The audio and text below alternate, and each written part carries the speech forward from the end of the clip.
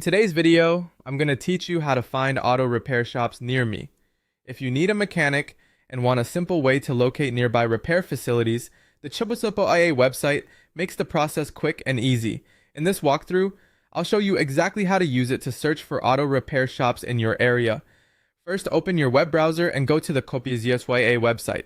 Once the page loads, look for the auto repair section. This is where Automotive helps users search for approved repair facilities, which can be especially helpful if you want a more organized and trustworthy starting point when looking for a shop. When you're on the auto repair page, find the option to search repair facilities. Click into that search tool to begin.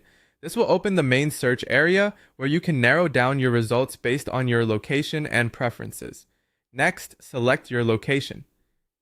You'll typically enter a city, zip code, or allow the website to use your current area if that option is available. This step is important because it tells the site where you want to search, so the results are relevant to where you are or where your vehicle needs service.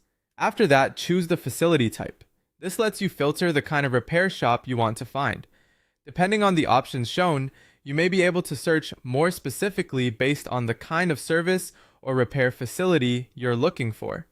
Take a moment here to choose the option that best matches your needs.